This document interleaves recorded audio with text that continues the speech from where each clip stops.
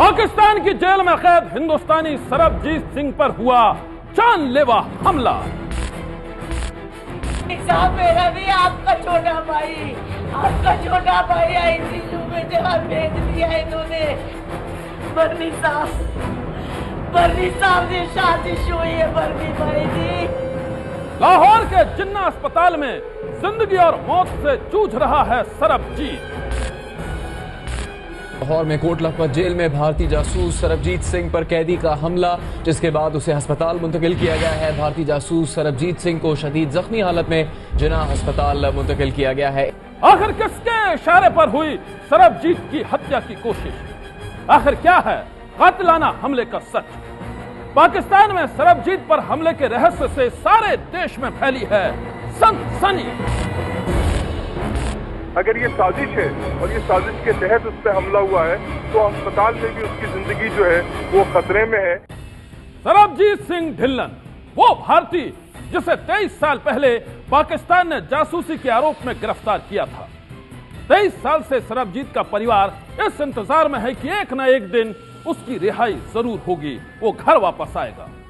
इंतजार में परिवार वालों की आंखें पथरा गई और अब 23 साल के इंतजार के बाद पाकिस्तान से आई है सरबजीत पर जानलेवा हमले की खबर।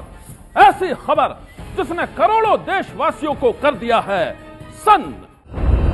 लाहौर की इसी कोट लखपत जेल में भारतीय कैदी सरबजीत सिंह पर हुआ है जानलेवा हमला।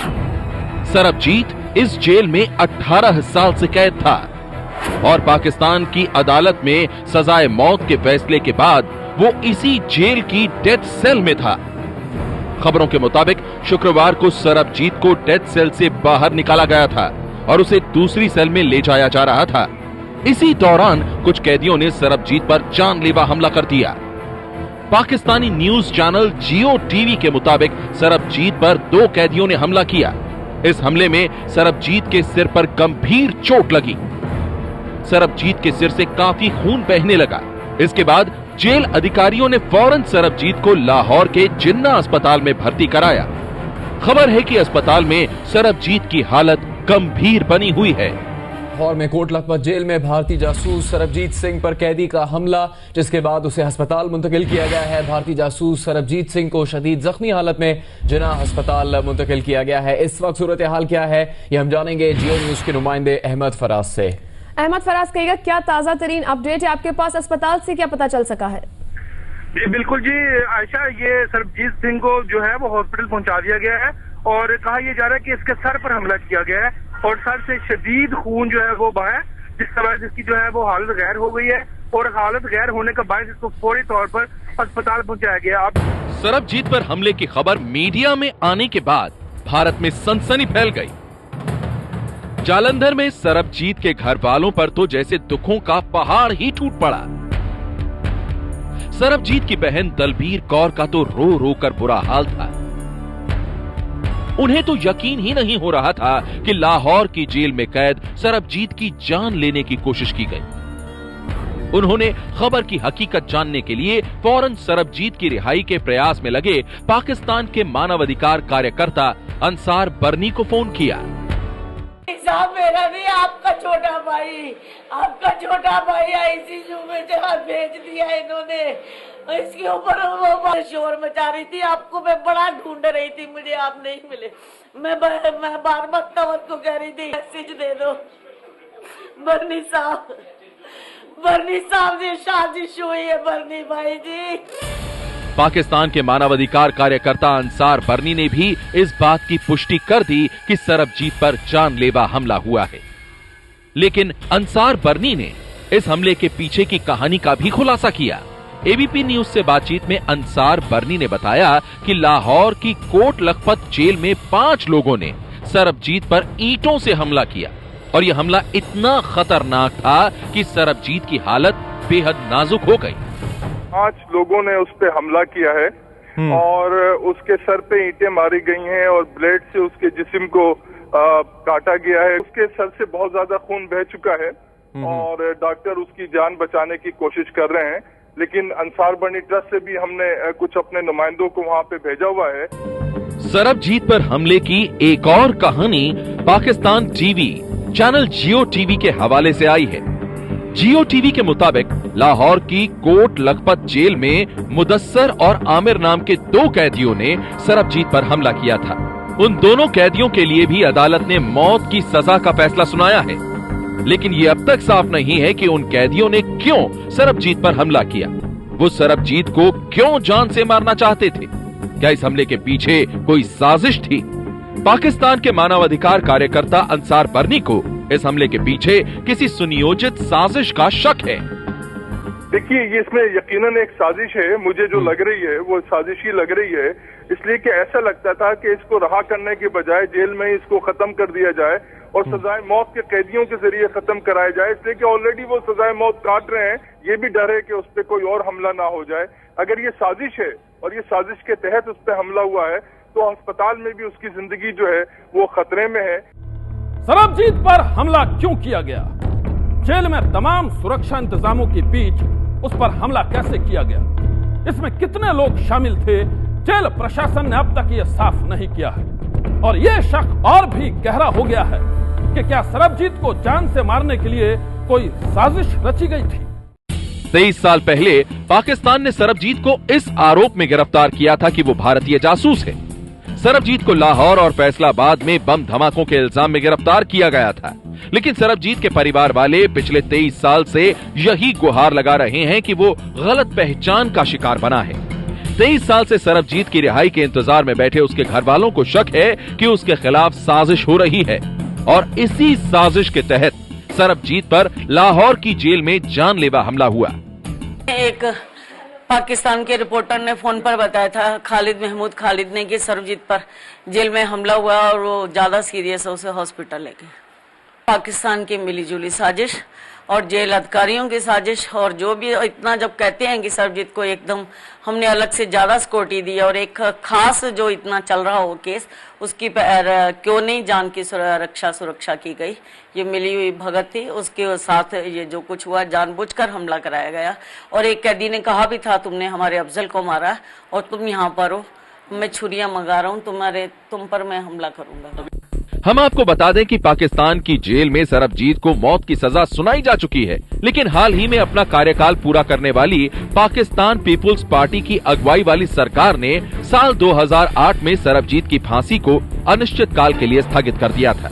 लेकिन हाल ही में मुंबई धमाकों के आरोपी कसाब और भारतीय संसद पर हमले के मास्टरमाइंड अफजल गुरु को फांसी के बाद ये आशंका जताई जा रही थी कि सरबजीत की जान खतरे में है। पाकिस्तान जेल अधिकारियों ने सरबजीत की सुरक्षा सख्त करने का दावा किया था, लेकिन इस घटना से वो दावे खोखले निकले।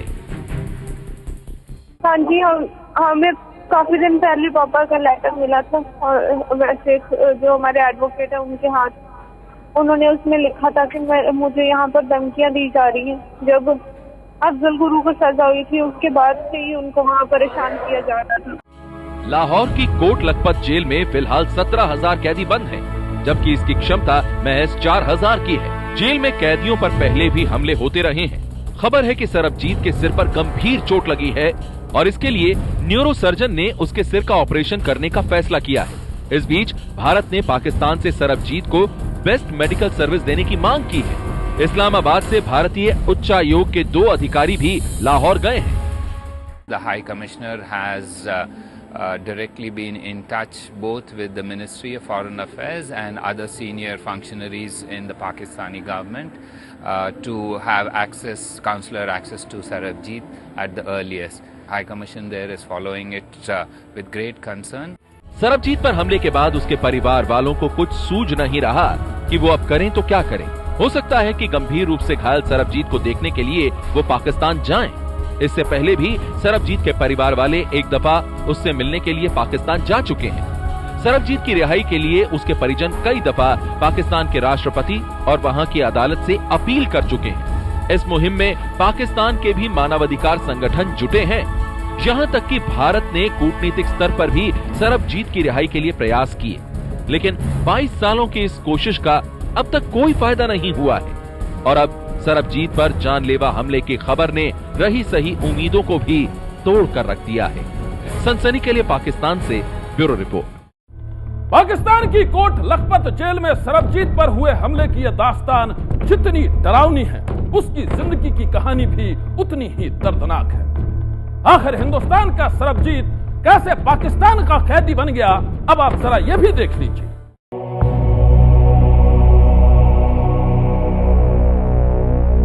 इन तस्वीरों के पीछे छिपी है उस शख्स की कहानी जिसकी जिंदगी और पहचान भारत और पाकिस्तान की आपसी उलझनों में उलझ कर रह गई।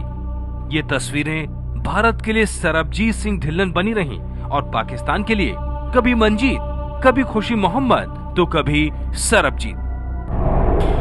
अगस्त 1990। यह है सरबजीत की बड़ी बेटी स्वप्नदीप, जो उस वक्त महज 3 बरस की थी, और यह है छोटी पूनम, जो उस वक्त मां सुखप्रीत की कोख में थी। उन दिनों सरबजीत को शराब की लत लग गई थी। 28 अगस्त साल 1990 की एक शाम वो नशे की हालत में भारत पाकिस्तान की सरहद को पार करके पाकिस्तान पहुंच गया। उन दिनों सरहद पर कंटीले तारों की बाढ़ नहीं हुआ करती थी। उस तारीख के बाद सरबजीत अपने घर कभी नहीं लौटा। हमसे अभागी और कौन से बच्चे हो सकते हैं जिनके पिता को उन्होंने बचपन से ही नहीं देखा हो। पाकिस्तान से मिले दस्तावेज बताते हैं कि दरअसल 29 और 30 अगस्त की दरमियानी रात को पाकिस्तानी सेना ने उसे पाकिस्तानी सरहद कैसूर इलाके से गिरफ्तार किया था। चंद रोज बाद उसे लाहौर, मुल्तान और फैसलाबाद में हुए धमाकों का आरोपी बनाया गया, जिसमें 14 लोगों की मौत हुई थी। उसे भारतीय खुफिया एजेंसी रॉ का एजेंट बताया गया और उसकी शिनाख्त मंजीत के नाम से की गई। पाकिस्तान के स्पेशल टेररिस्ट कोर्ट ने महज 1 साल के बाद 3 अक्टूबर 1991 को उसे फांसी की सजा सुना दी। 28 साल के सरबजीत को पाकिस्तान में लाहौर की कोट लखपत सेंट्रल जेल के 4 फुट चौड़े और 6 फुट लंबे डेथ सेल में बंद कर दिया गया। पाकिस्तान की ऊंची अदालतों में मुकदमा लड़ने के लिए सरबजीत की बहन दलबीर कौर और जीजा बलदेव सिंह ने अपनी 45 बीघा जमीन बेच दी। लाहौर हाईकोर्ट में अपील की गई, लेकिन साल 2001 में हाईकोर्ट ने सरबजीत की सजाए मौत पर मोहर लगा दी। सरबजीत को अब तक जेल में रहते हुए 22 बरस हो चुके हैं। सरबजीत की बेगुनाही साबित करने का मुकदमा सौंपा गया था पाकिस्तानी वकील अब्दुल हमीद राणा को। वो सरबजीत की बेगुनाही की दलीलें लेकर पाकिस्तान की सुप्रीम कोर्ट तक पहुंचे, लेकिन 18 अगस्त 1905 को सुप्रीम कोर्ट ने भी उसकी सजाए मौत बरकरार रखी। अब तक सरबजीत की रिहाई भारत ही नहीं, दुनिया भर के मानवाधिकार संगठनों के लिए एक बड़ा मुद्दा बन चुकी थी।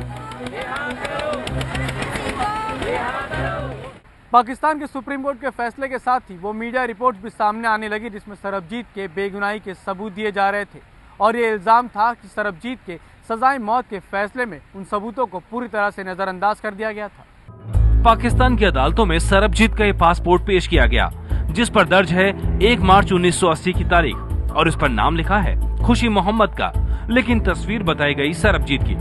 मानवाधिकार संगठनों ने सवाल उठाया कि परिवार के पास मौजूद सरबजीत की तस्वीर तब की है जब वो 28 साल का था, जबकि 1980 के पासपोर्ट पर लगी तस्वीर इससे भी 10 साल पुरानी, यानी तब सरबजीत सिर्फ 18 साल का रहा होगा। सवाल ये कि क्या पासपोर्ट पर 18 साल के सरबजीत की ही तस्वीर थी? ये प्रोसिक्यूशन का केस है कि जब इसको पकड़ा है हमने, तो इसके कब्जा से एक शनाख्ती कार्ड, पाकिस्तानी शनाख्ती कार्ड बरामद हुआ है, जो ये पाकिस्तानी नाम से पाकिस्तान में रह रहा था एज मुस्लिम, खुशी मोहम्मद के नाम से। ये one of the aspects of the prosecution evidence है, तो इस पे कोई इतना मटेरियली रिलाई नहीं किया जा सकता। पाकिस्तान की सबसे बड़ी अदालत के फैसले पर उंगली उठी तो पाकिस्तान ने साल 2005 में सरबजीत के इकबालिया बयान का एक वीडियो भी जारी किया। सरबजीत की उस वीडियो को लेकर भी सवाल उठा कि जिसे अब तक पाकिस्तान मंजीत कहता रहा, उसके इकबालिया बयान के वीडियो में सरबजीत का नाम क्यों लिखा गया? इकबाल जुर्म रिकॉर्ड करने के लिए इंतहाई ज़रूरी एस्पेक्ट है कि इकबाल जुर्म करने वाला शख्स बिल्कुल आज़ाद हो, अपनी आज़ाद मर्जी से बयान दे, उसको कोई खौफ ना हो, उसको फिर गिरफ्तारी का खौफ ना हो, उसको अपनी जान का खौफ ना हो, उसको किसी का डर ना हो, फिर वो बयान दे तो फिर वो काबिल कबूल है। एक शख्स तो पहले ही पाकिस्तान गवर्नमेंट की हिरासत में है, फ़ौज की हिरासत में है, और वो जो चाहेंगे उससे वो बयान देगा। साल 2005 में ही अदालत में सरबजीत की शिनाख्त करने वाला पाकिस्तानी गवाह मीडिया के सामने आया और ये कहा कि उस पर दबाव डालकर बयान दिलवाया गया। मुझे सरकारी वकील ने ये कहा था कि भाई ये उस वक्त इसने धमाका किया है और यही आदमी आपका मुजरिम है। और आपने ये गवाही देनी है। मैंने उसी तरह वो गवाही दे दी। ये इल्ज़ाम भी लगा कि लाहौर, मुल्तान और फैसलाबाद में जिन धमाकों के लिए उसे सज़ा सुनाई गई, उनकी एफआईआर में उसका नाम तक नहीं था। चार्जशीट में किसी गुमनाम मंजीत का नाम था, लेकिन सज़ा हुई सरबजीत को। पाकिस्तान ने 1990 में सरबजीत को गिरफ्तार किया, लेकिन इसके बारे में उसके परिवार को कोई जानकारी नहीं दी, जबकि ऐसा करना कानूनी ज़रूरी था। अप्रैल 2006 में सरबजीत ने खत लिखकर अपनी खैर खबर दी। खत में सरबजीत ने अपनी रिहाई की कोशिश करने की गुहार की थी। सरबजीत ने लिखा, मैंने कई खत लिखे और लिखकर संभाले हुए हैं। उनको पोस्ट करने का कोई साधन नहीं है। मेरे पास पैसे नहीं हैं कि किसी को देकर पोस्ट करवा दूं। जेल के अधिकारियों को देने पर क्या पता रद्दी की टोकरी में फेंक दें। मेरी प्यारी बहना, क्या बताऊं मैं किस कश्मकश का शिकार हूं और कौन कौन सी बातें अपने दामन में समेटे बैठा हूं। जो फाइल तैयार की गई है उसमें सब कुछ मेरे खिलाफ है और जो इकबाले जुर्म पेश किया गया है वो भी जाली है। बाकी दुआ क्या करो, रब आपकी दुआएं कबूल करेंगे। आपका बेटे समान भाई सरबजीत।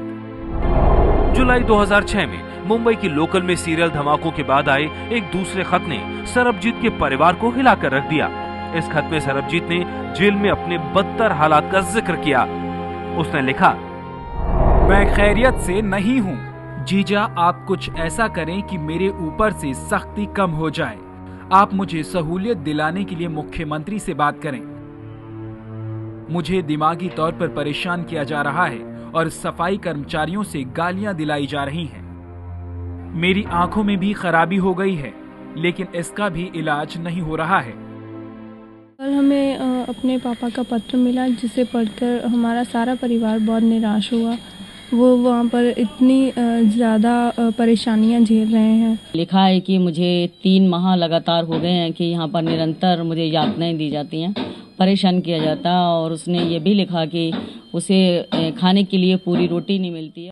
इस बीच पाकिस्तान के राष्ट्रपति परवेज मुशर्रफ ने सरबजीत की पहली दया याचिका खारिज कर दी और खबर आई कि सरबजीत को 1 अप्रैल 2008 को फांसी दे दी जाएगी।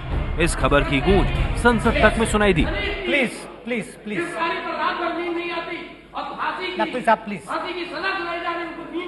प्लीज 1 मिनट मेरी बात सुन लीजिए। फांसी की तारीख पर मचे हंगामे के बाद 19 मार्च साल 2008 को उस वक्त के विदेश मंत्री प्रणब मुखर्जी ने सदन को बताया कि सरबजीत की फांसी टाल दी गई है। सरबजीत के घर वाले चीख चीख कर कहते रहे कि वो बेकसूर है, लेकिन इसके बाद भी उसकी रिहाई पर चुप्पी बनी रही। गुजरते दौर के साथ पाकिस्तान में सरकारें बदलती रहीं, लेकिन सरबजीत का नसीब कभी नहीं बदला।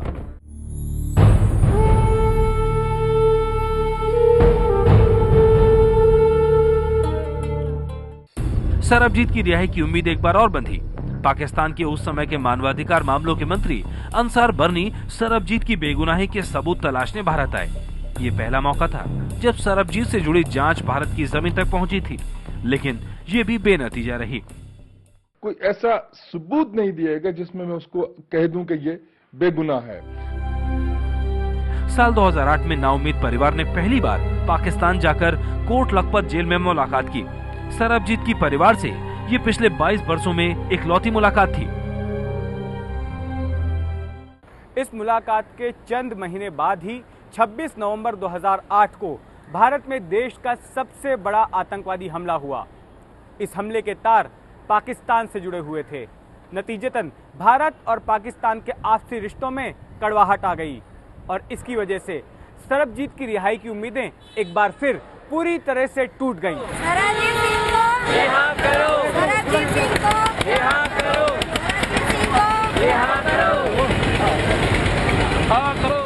सरबजीत का जेल में 19वां साल शुरू हो चुका था। सुप्रीम कोर्ट में सरबजीत की पुनर्विचार याचिका दाखिल की गई, लेकिन सरबजीत का नसीब खराब था।